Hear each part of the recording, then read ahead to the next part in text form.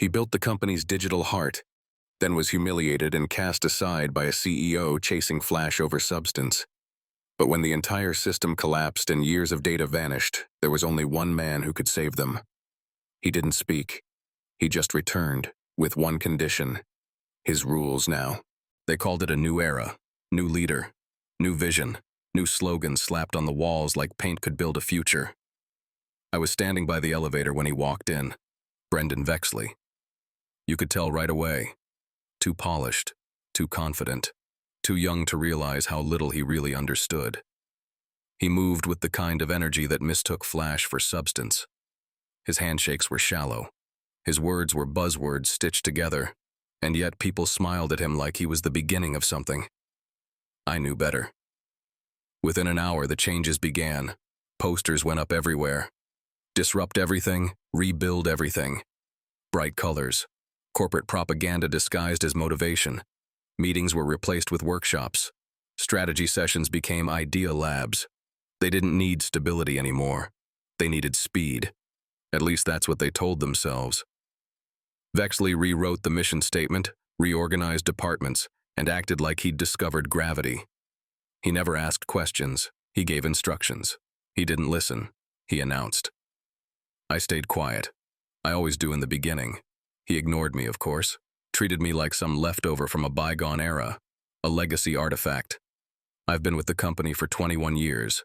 I built the architecture he was standing on, line by line, server by server, during nights no one remembers and crises no one ever heard about. That kind of history doesn't look good in a press release. Vexley saw a gray-haired systems guy who didn't smile enough in meetings. He didn't know I had silently prevented 4 catastrophic outages in the past year alone. But I let him talk. Let him replace me in conversations. Let him parade his consultants through the office like they were prophets. The system kept running because I made it run. Even when no one noticed. Especially then.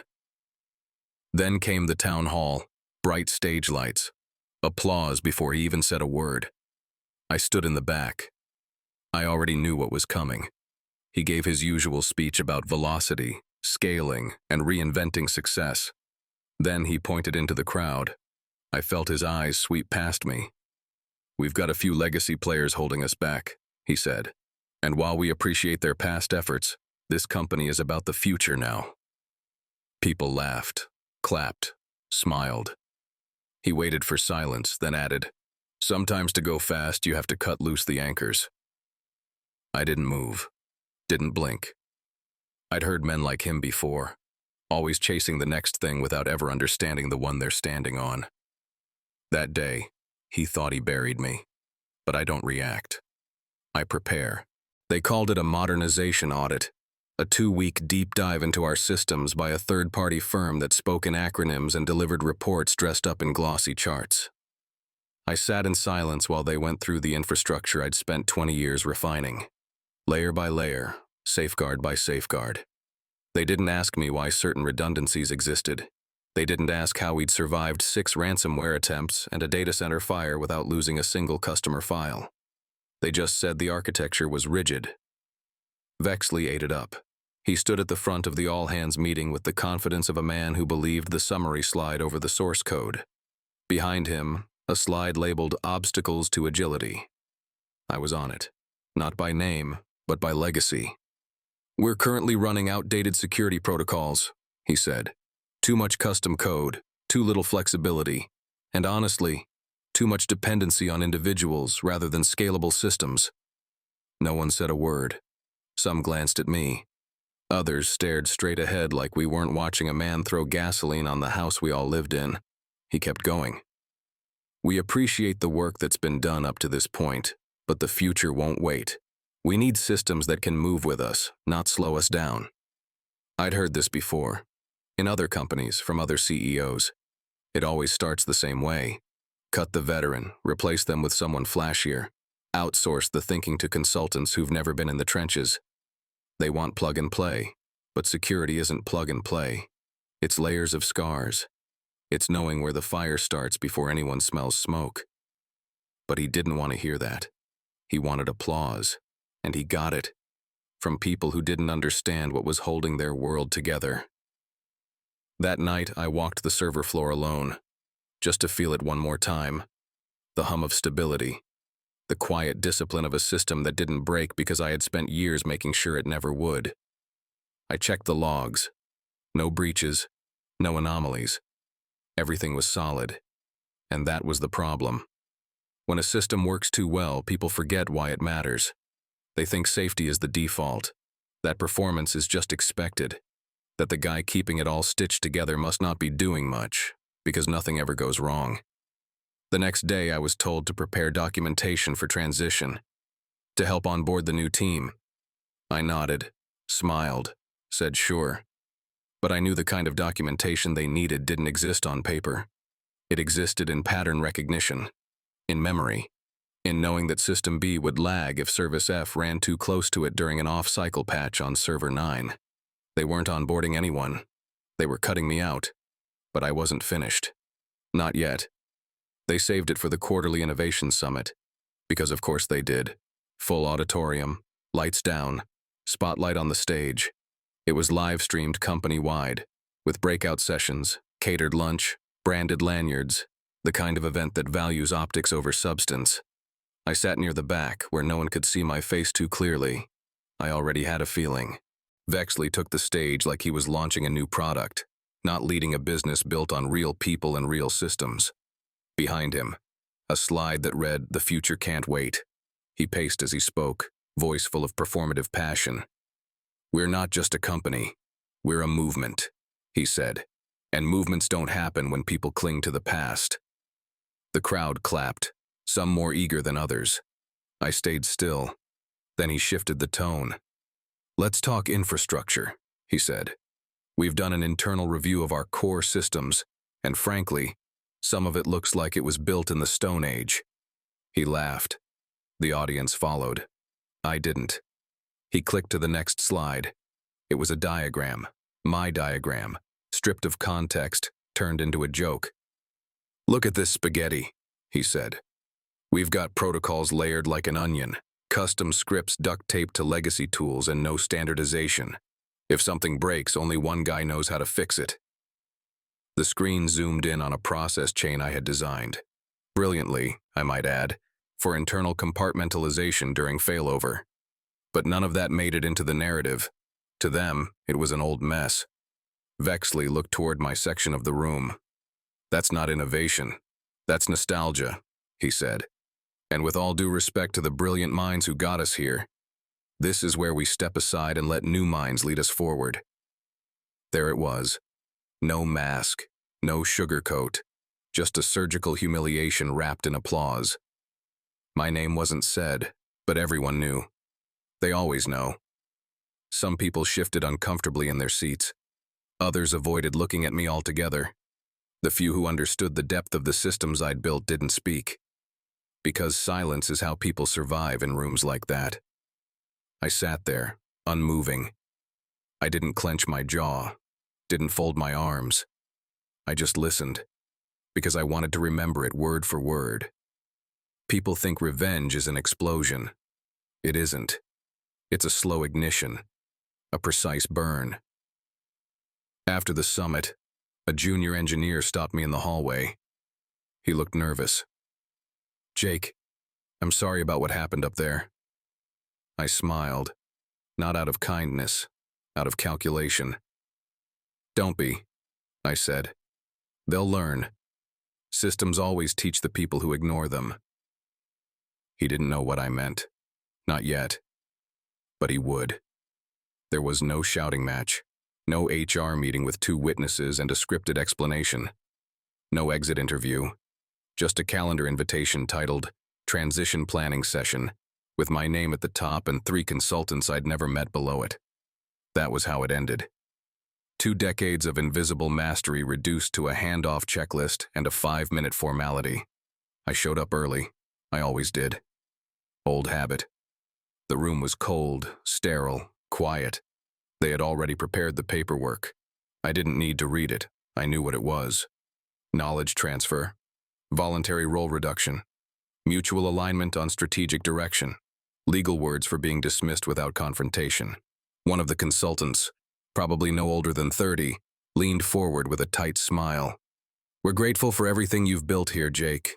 Truly, and we'd love for you to assist with the transition over the next few weeks." I looked at the file folder in front of me. 10 bullet points on what I supposedly needed to teach them. None of it touched the real complexity.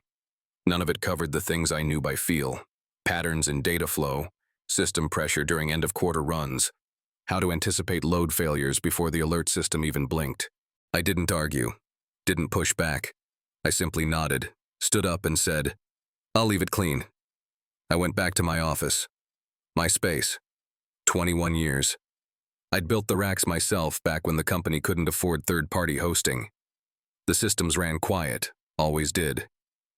I opened one drawer, pulled out one item, a matte black encrypted backup drive, not company property. My own architecture snapshots, dev logs, and a few things I didn't trust them to protect. I left the rest. The framed certificate, the faded whiteboard with notes no one understood but me, my badge, my access card. I placed it neatly on the desk before I walked out. No one followed. No one called my name. As I walked past the lobby, I passed a group of interns taking photos in front of the new company slogan. They didn't know me. To them, I was just some quiet guy carrying a laptop bag. That was fine. Recognition was never the point. But I remember every switch, every hidden failsafe, every blind spot I never documented. They had the shell. I had the blueprint. The door clicked shut behind me. And for the first time in 2 decades, I didn't look back. Because they thought they'd replaced me. But I hadn't even started. The world outside that building felt different. Colder, but cleaner. I no longer carried the weight of keeping their foundation alive while being treated like dead weight. And with that weight gone, something else returned. Space. Time. Clarity. I hadn't felt that in years. I slept in the next morning. Not out of laziness. Out of peace. No 3 a.m. alert pings. No urgent infrastructure tickets marked highest priority by someone who didn't understand what a firewall actually did. I sat with a coffee in silence, letting the stillness stretch. And in that stillness, my mind began to rebuild. A week passed before I got the message. It was from Priya, an old colleague from way back. Smart, tactical, one of the few I respected. She ran a lean cybersecurity startup now, still early stage, still fighting for breathing room. Her message was short. "Heard what happened. We could use your mind over here. You game?" I didn't hesitate. They didn't need me to wear a suit or sit in pointless meetings. They didn't ask for slide decks. They needed systems that wouldn't break, protection that didn't advertise itself, and architecture that could bend without snapping. They needed exactly what I had always built. Just now, I could do it without anyone in the way. So I started quietly, consulting, reviewing their frameworks, helping them scale without introducing blind spots. It wasn't about revenge. Not yet. It was about creation.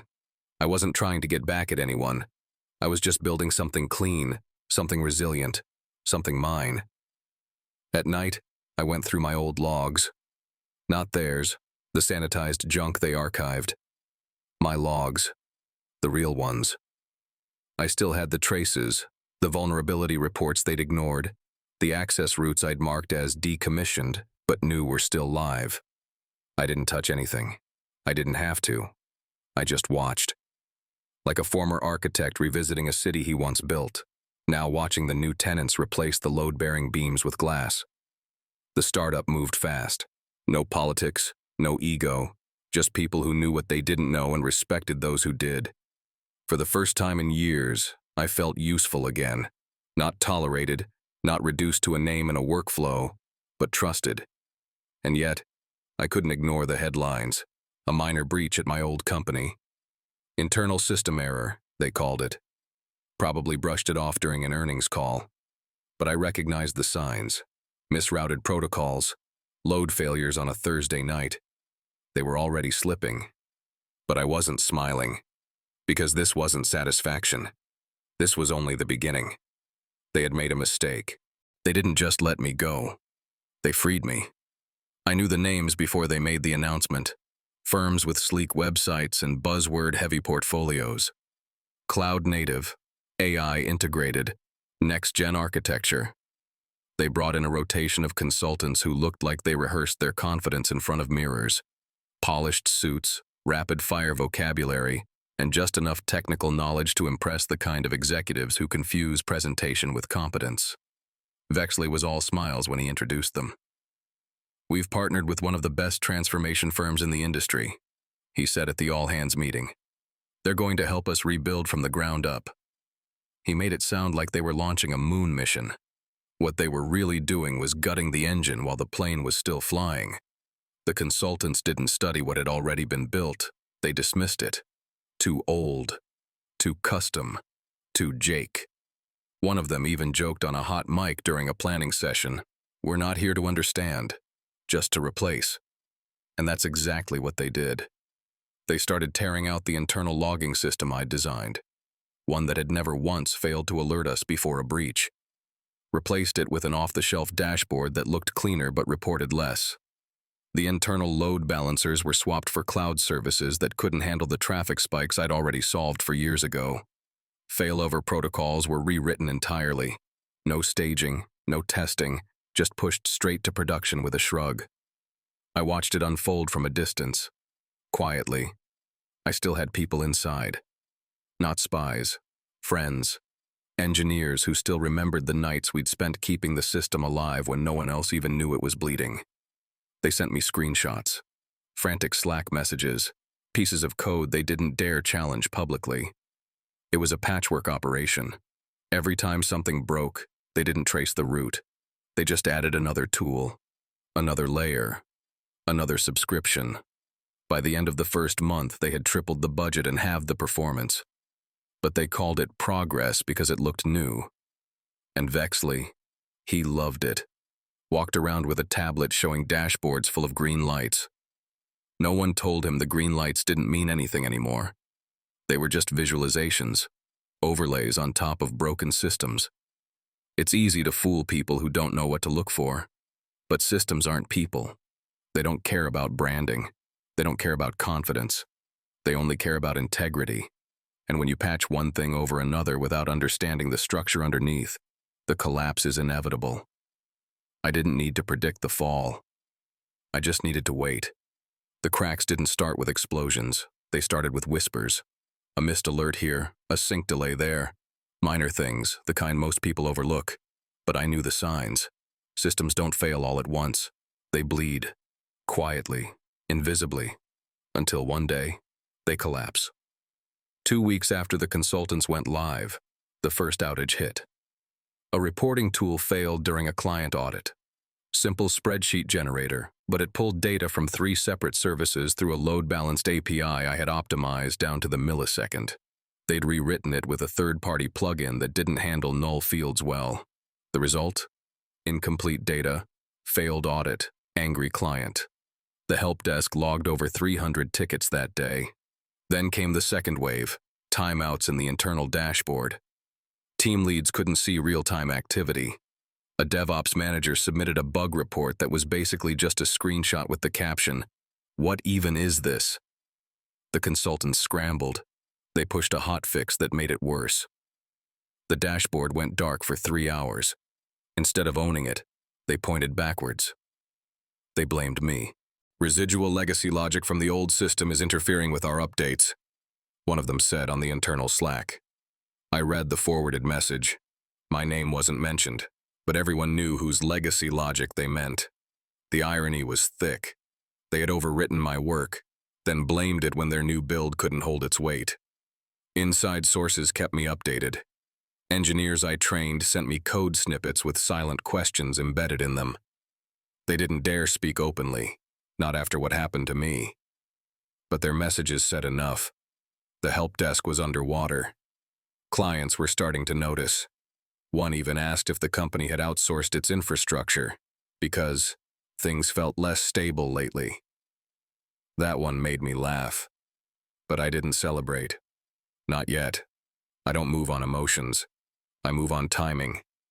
They tried to isolate the problems, rolled back modules, reinstalled packages, even suggested doing a full system migration. But they couldn't even define the dependencies. They didn't know where the original structure ended and their patchwork began. It was like trying to renovate a house without knowing which walls were load-bearing. Every day the system ran, but a little less cleanly, a little more frayed. Memory leaks, log gaps, inconsistent error handling, the kind of failures that don't crash a company instantly, but they erode trust, speed, performance. Slowly, fatally. They blamed the old code, but I didn't leave code behind. I left warnings. Warnings they ignored. Warnings that were about to get louder. It hit the news quietly, just a footnote on a tech blog known for covering B-list breaches. Minor data exposure at enterprise platform. Investigation ongoing.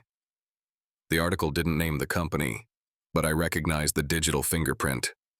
A sandbox directory I'd isolated years ago had just been flagged in a breach report. It had only ever existed inside their infrastructure, and now it was public. That wasn't an accident. That was the first drop before the flood. The company scrambled.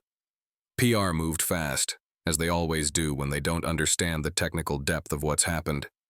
The official line was, a limited data irregularity with no customer impact. They called it contained. They called it minor. They called it nothing. But nothing doesn't make it onto breach logs. Nothing doesn't show up in an analyst's threat bulletin. I knew what they didn't.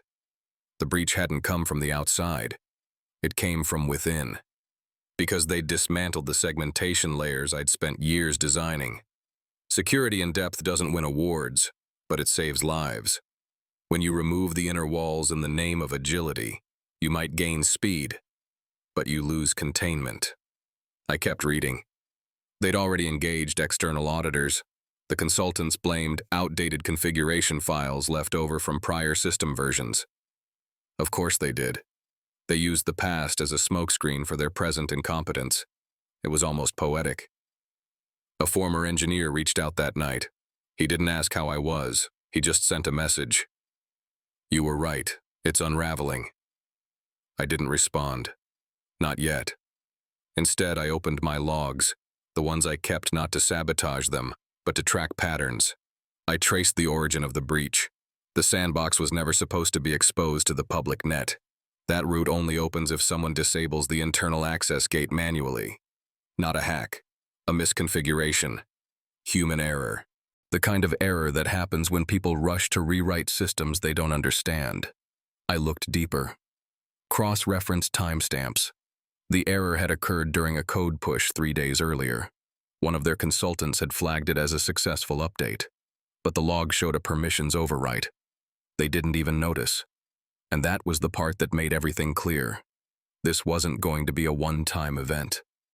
This was the beginning of a pattern.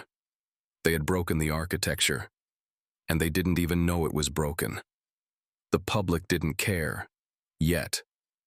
The market didn't blink, yet. But I could see it, just beneath the surface, like hairline fractures in a dam. And once that pressure built, there would be no spinning it. Not with PR, not with apologies, and definitely not without me. They held a company-wide meeting 3 days after the breach. A polished exec from PR stood beside Vexley, both wearing the same confident smiles you only see in people who believe they're still in control. They reassured everyone that the situation was fully managed, that no sensitive data was compromised, and that we're taking this opportunity to upgrade our internal protocols for even stronger protection. I watched the recording. Couldn't help it. Old habits. I studied their posture, their language, the way they deflected technical questions with words like alignment and resilience. What they didn't do was admit they had no clue where the hole came from, or that it was still wide open. They still didn't call. That was the part that fascinated me most. The ship was taking on water, And instead of reaching for the man who designed the hull, they doubled down on appearances. No apology, no admission, just ego wrapped in silence. So I matched them. Silence for silence. I didn't call either, didn't write, didn't offer help. I let them believe they had it covered. Let them believe the new world they were building would somehow correct itself. Meanwhile, I was building something else. The startup I'd joined had grown, quietly, steadily, with real engineering. No slogans, no showmanship, just sharp minds and clean systems. They were lean and they listened. Every solution I proposed was implemented with care. We tested redundancies. We built invisible fortresses. Our clients weren't Fortune 500, but they were safer than the giants pretending to be unbreakable. And at night, I mapped the old systems from memory. I didn't need access. I remembered every junction, every pressure point. That was the curse and the gift of building something yourself. You don't forget. The breach they dismissed was small only because it hadn't spread yet. But I knew the exposure path. I could trace it like muscle memory. If the system was still running the same sequence they'd cobbled together, then another failure was already seeded. I didn't touch anything, didn't interfere. This wasn't sabotage. I wasn't a saboteur. I was a witness. Let them brag about dashboards. Let them stage photo ops in the server room. Let them post job openings for senior innovation architects who didn't understand a single layer of the stack. Because eventually, they wouldn't need a consultant. They'd need a miracle. And when that moment came, they would either remember who I was, or they would lose everything trying to pretend I never existed. Either way, I'd be ready. It was almost midnight when I heard the knock. Not loud, not rushed, just 3 deliberate taps on the door. The kind that say, "This isn't social." I opened it slowly. On the other side stood Marcus, former infrastructure lead, longtime colleague, one of the few who hadn't lost his mind chasing clout. He looked exhausted, shirt untucked, eyes bloodshot. He didn't even say hello. Just walked past me into the apartment like we were still working late hours on a broken migration script back in 2012.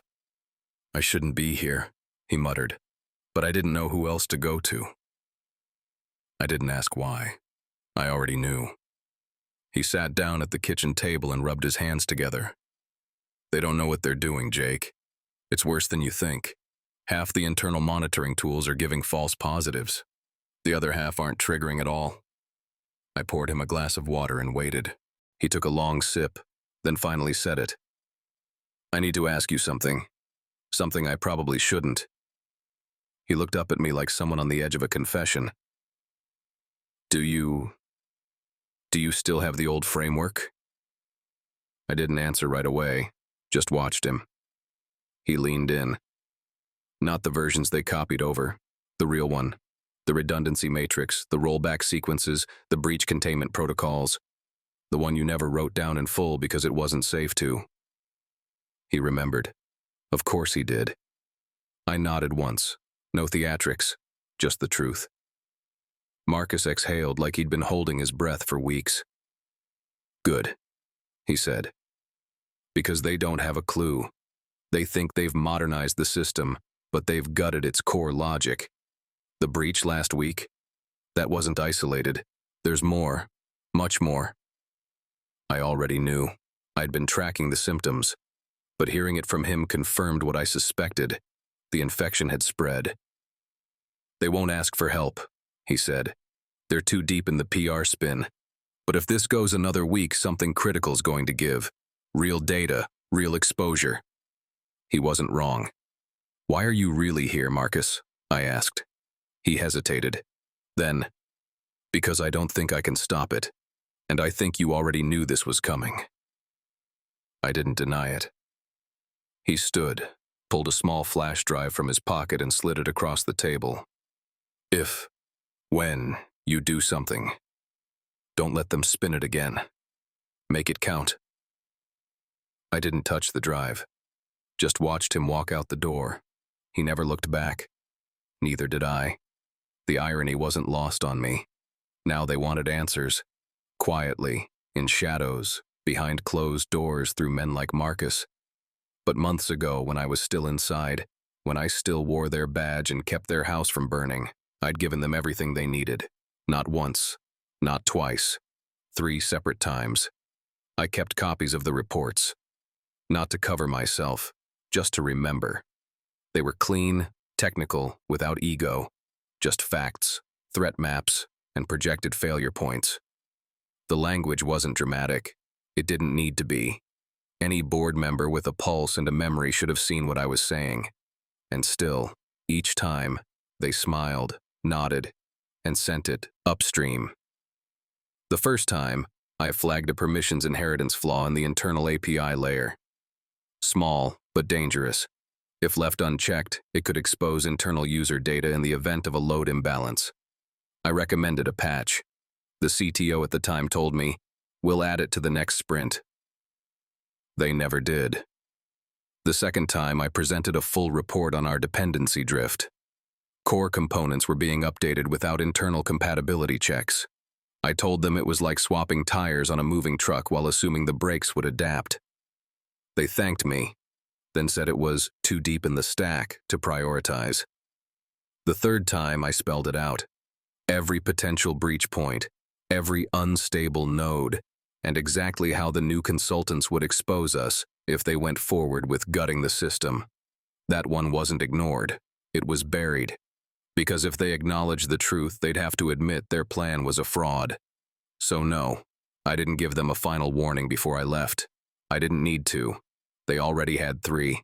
What they wanted now wasn't help. It was an alibi, a chance to pretend they didn't know what was coming. But the paper trail was clear, the dates were stamped, and the signatures were theirs. You can't claim surprise when you were told exactly where the fire would start. I pulled up one of the old memos that night. Read it again just to see if I'd missed something.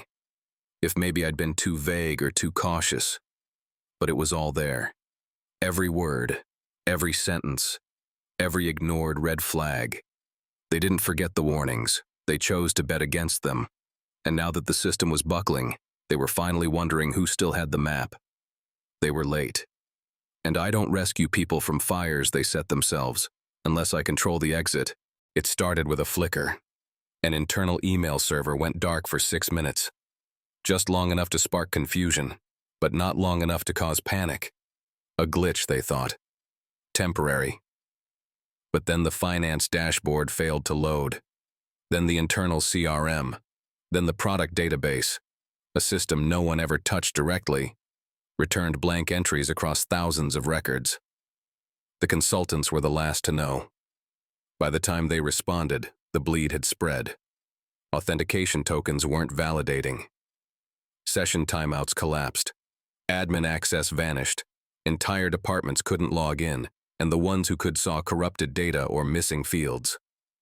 At 2:17 p.m., the real damage came in. A batch processing node running quarterly financial reports triggered a recursive loop through unsecured endpoints. In a matter of seconds, it wiped clean the working copy of the audit ledger, then overwrote the backup with a zeroed version. The system was programmed to confirm success. So it did. Success, 0 files remaining. The help desk was buried. Executives panicked, investors were calling, legal was circling. And through all of it, no one had an answer. Not even the flashy consultants.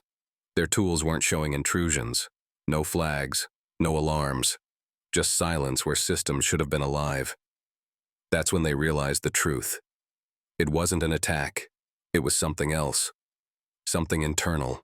Something embedded. They tore through access logs, but the trail was empty. Activity with no origin point. Deletions with no user tags. Authenticated sessions that technically never happened.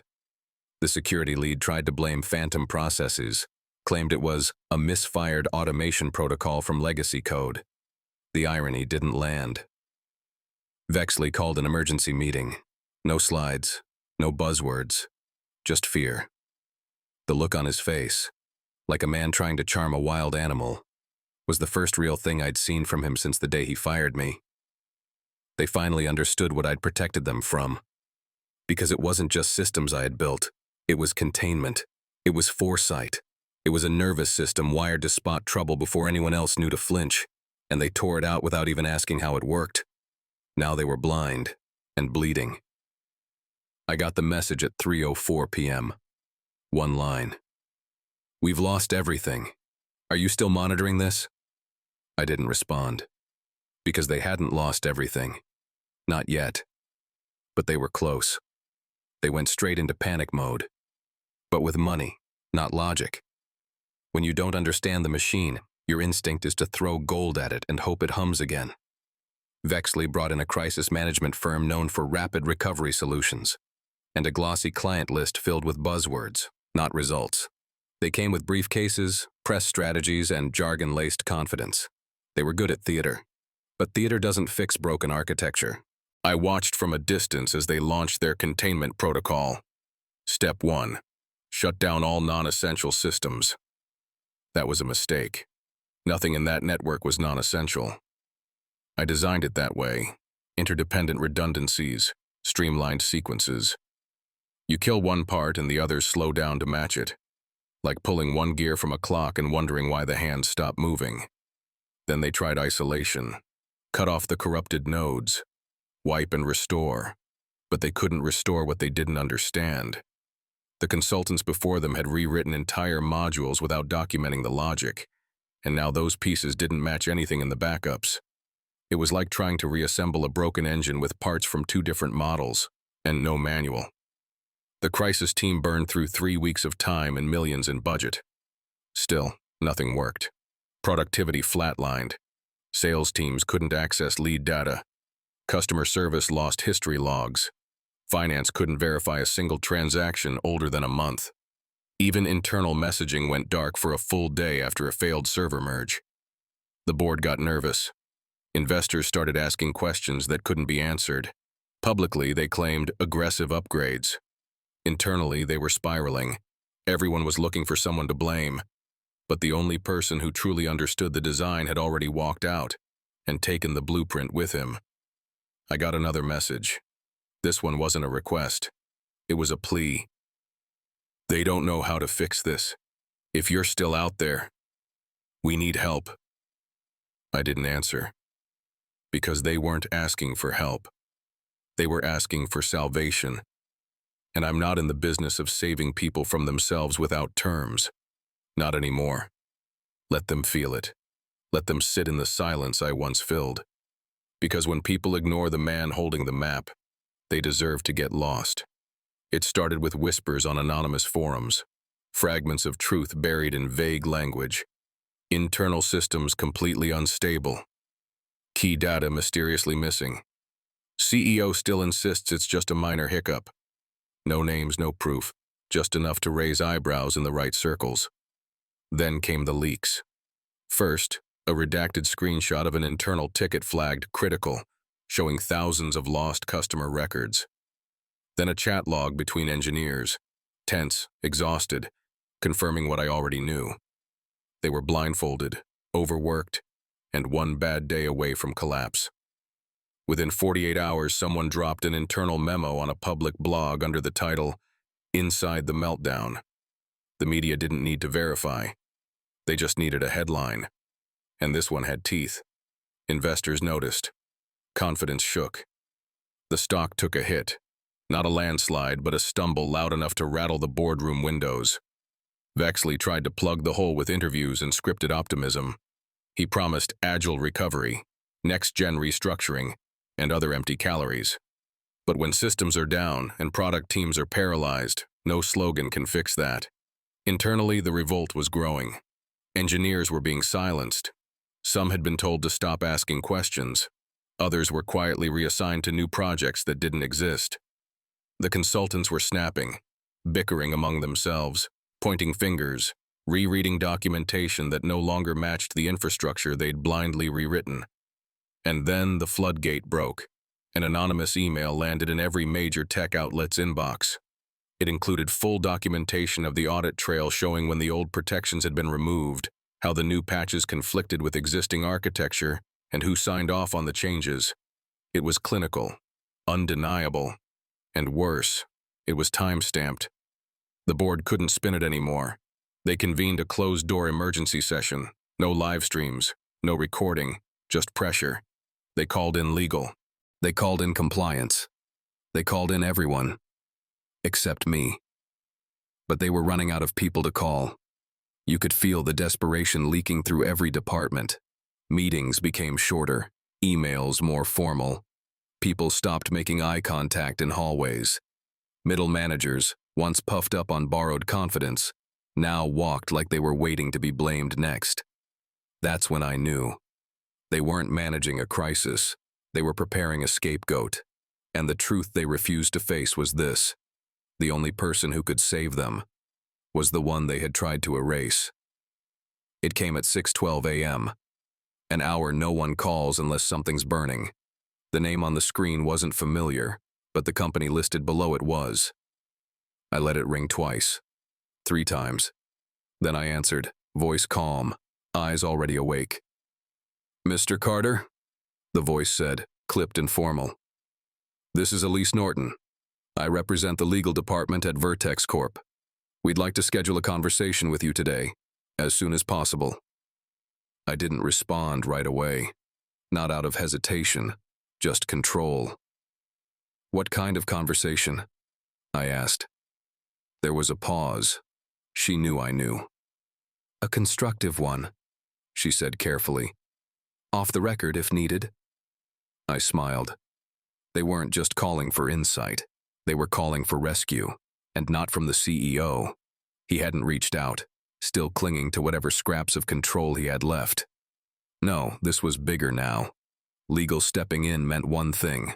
The board was spooked. "What's the nature of the request?" I asked, just to watch them squirm a little. Another pause. "We're facing significant disruption across core systems. There are questions about how some infrastructure was altered and whether any of the original architecture is recoverable." There it was. Not said directly, but loud enough. They needed what I had. What only I had. I didn't agree to anything. Not yet. I told her I'd consider it, that I'd clear time later that day if it felt appropriate. She thanked me like she was reading off a script, then hung up with a tension she couldn't quite hide. I sat back and exhaled. They thought this call would be a negotiation. What they didn't realize was that it wasn't their system anymore. Not really. It hadn't been since the day they pushed me out, deleted the logs, and let a group of suits pretend they understood the language of resilience. Their code was broken. Their data was fractured. Their consultants were in hiding. Now, legal was reaching into the past for answers they once ignored. But this wasn't about giving them help. It was about deciding what kind of future I wanted to walk into. Because I wasn't coming back on their terms. I didn't want my old job. I didn't want an apology. I wanted leverage. And now, I had it. They had called, and they were already too late. The meeting was held in a neutral space, off-site, private, sterile. A corner conference room inside a law firm that charged by the minute and said nothing without paperwork. It wasn't the CEO who showed up. Of course not. It was 2 board members, a corporate counsel, and the same legal rep who had made the early morning call. They greeted me like I was a vendor, a specialist, a technician they'd summoned from the wild to patch what they had broken. I let them speak first, always let them speak first. They walked me through the situation as if I hadn't been watching it unfold for weeks.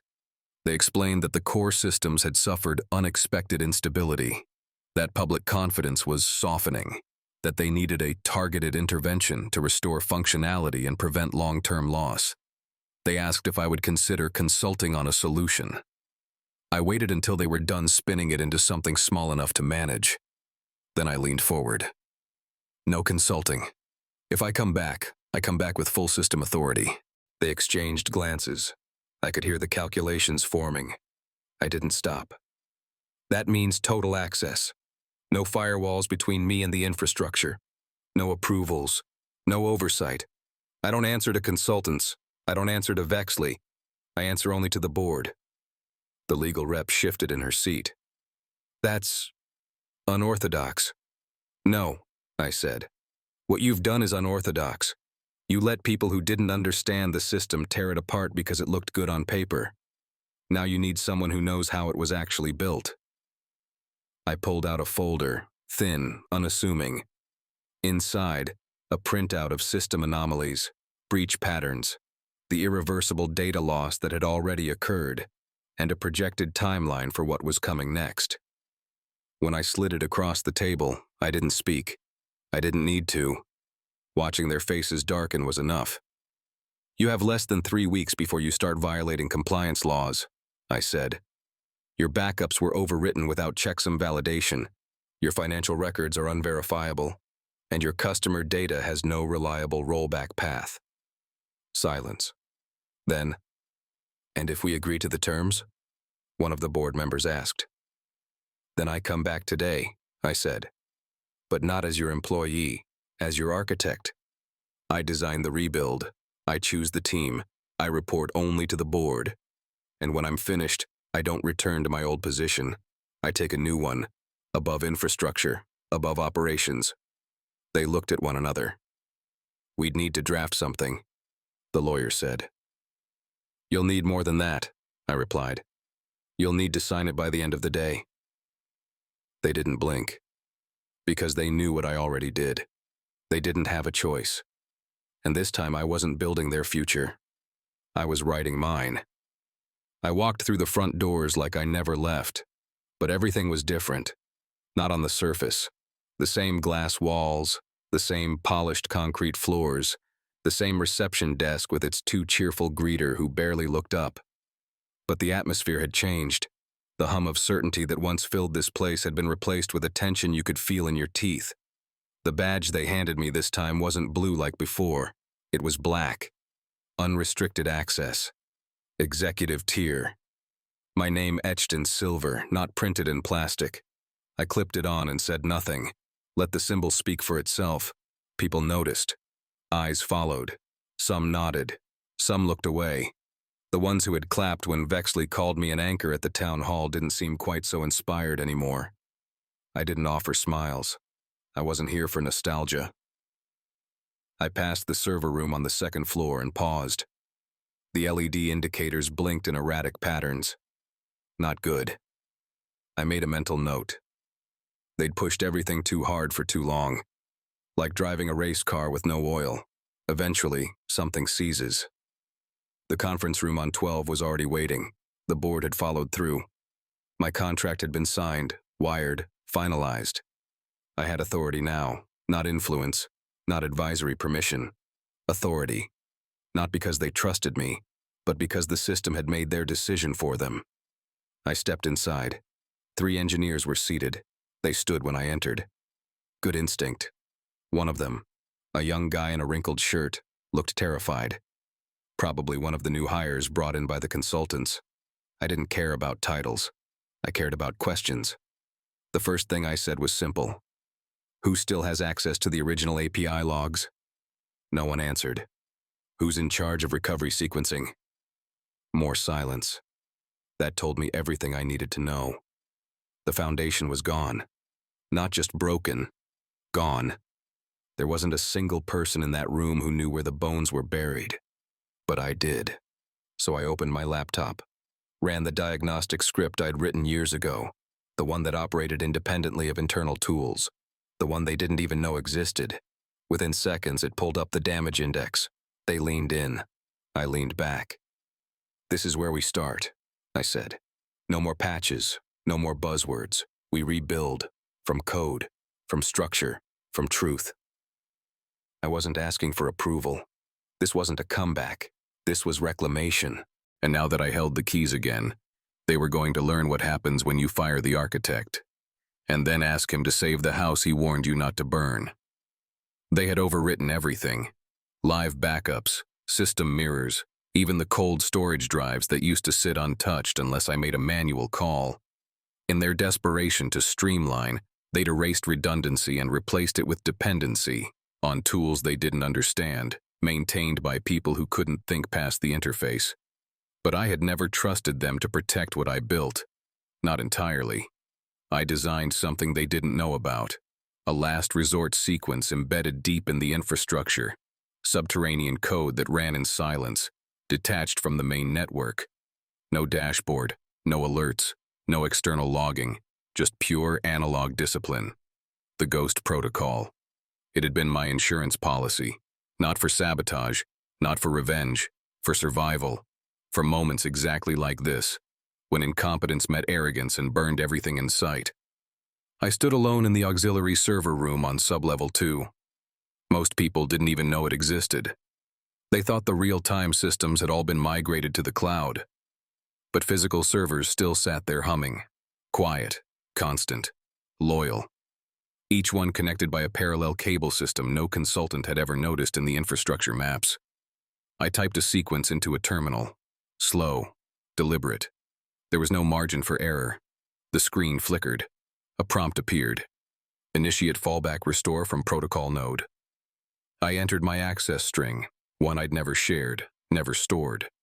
Then, verify source integrity? Yes. The system scanned. Local caches spun to life. Drives that hadn't been touched in 2 years roared quietly into action. Mirror logs, encrypted backups, framework skeletons, all reconstructed from a point in time before the consultants started carving through the codebase like amateurs with power tools. Lines of green scrolled down the screen. One by one, the clean files began reappearing, restored not from the network, but from beneath it. And with it, my blueprint returned. The room warmed, not from heat, but from history. Every log entry, every timestamp, every decision made under pressure, captured and preserved. This wasn't just a recovery, it was resurrection. I didn't broadcast what I was doing. No team, no comms. The Ghost Protocol didn't need permission. It didn't ask for faith. It existed because I had known, years ago, that this company might someday forget the value of foresight. They had, but I hadn't. The system began to stabilize. Logs flowed. Recovery scripts re-engaged.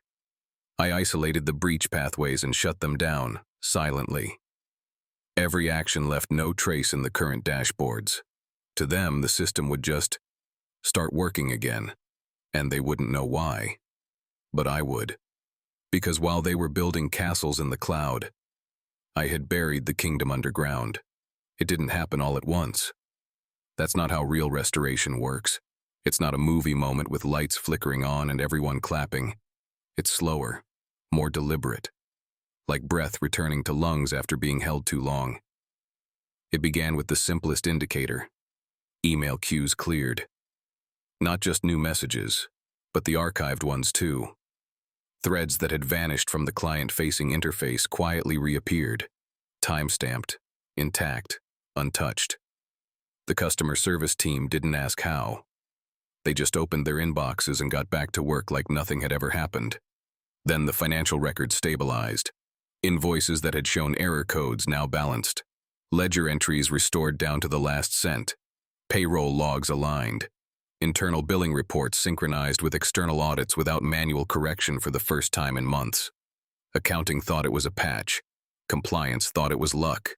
It wasn't. It was me.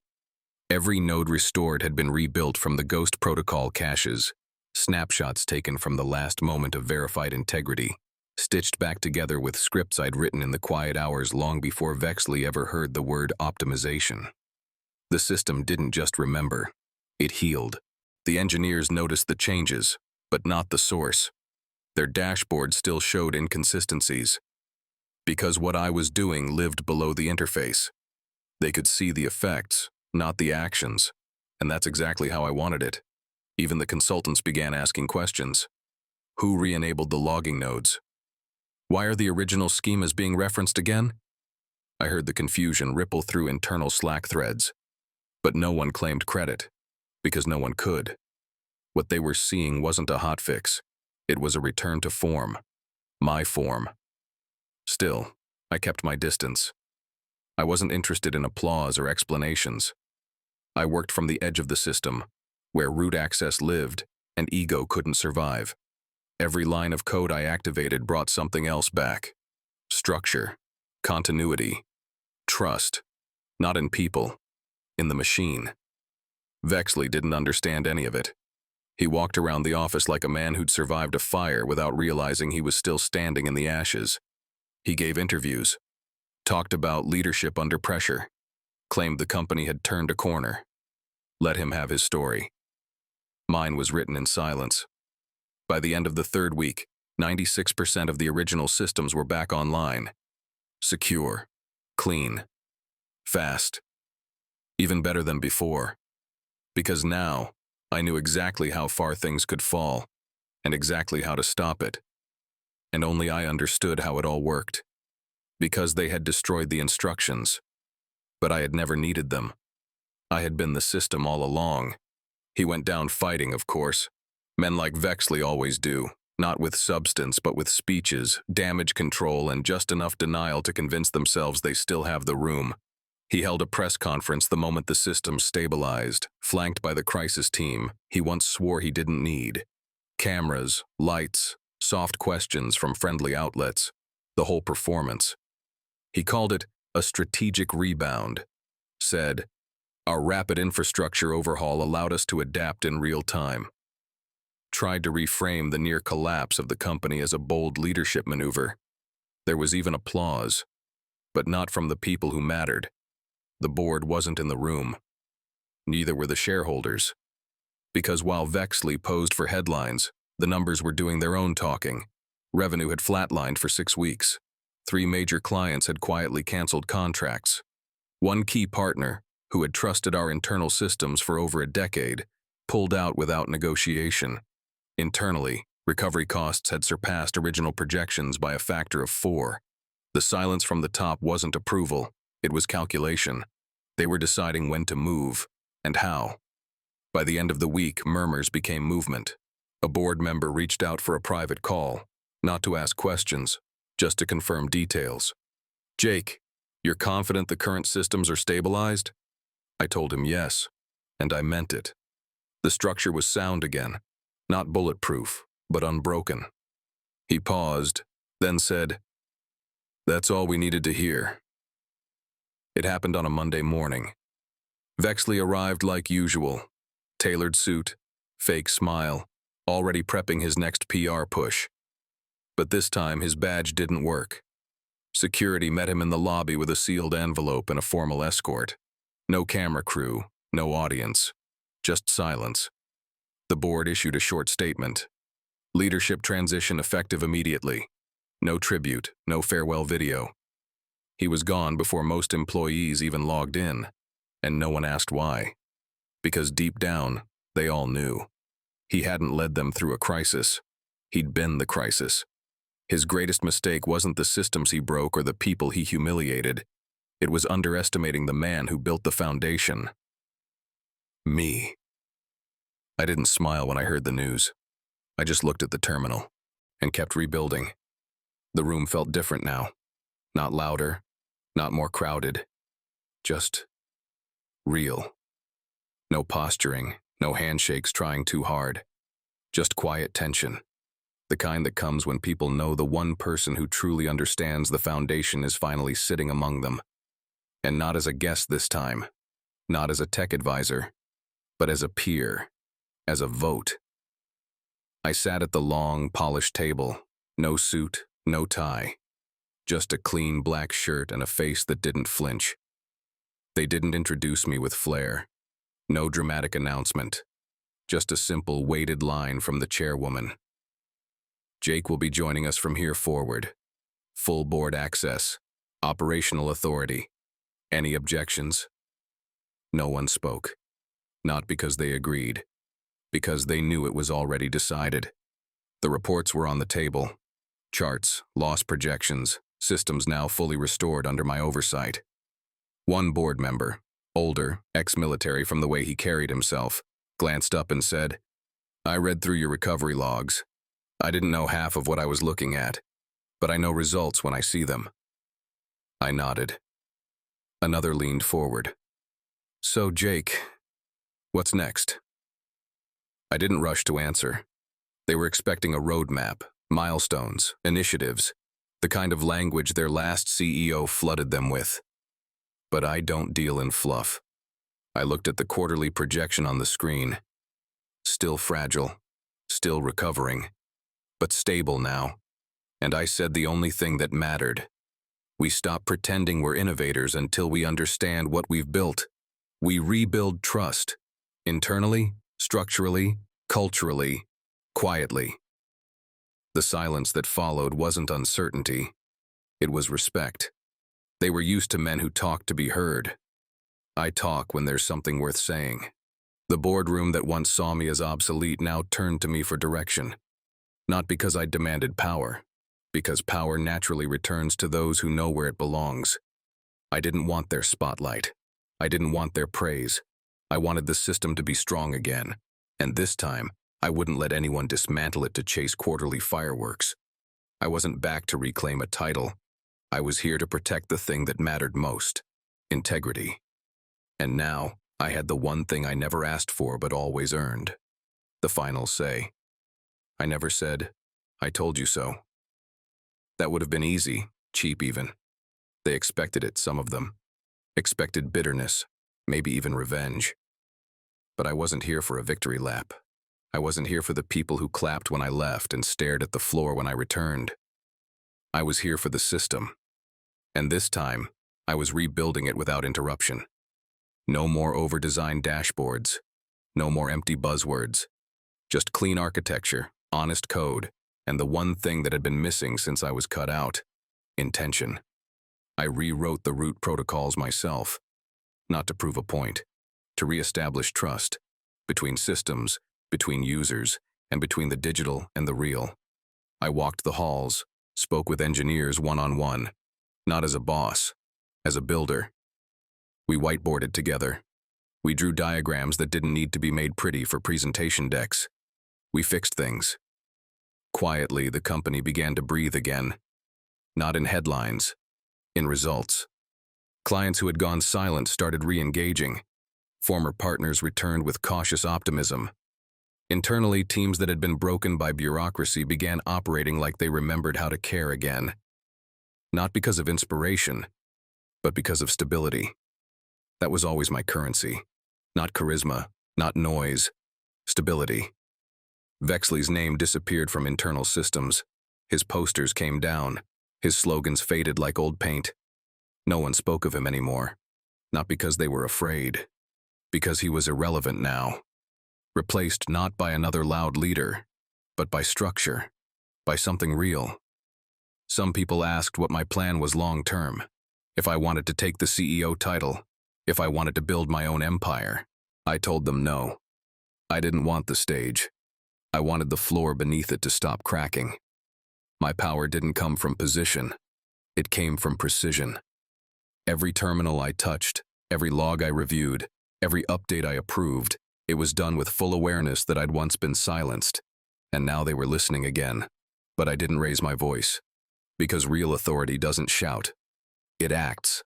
The company didn't need a hero. It needed a builder, a ghost in the system who never needed applause, only access. And now I had both. So I kept my head down, and I got to work.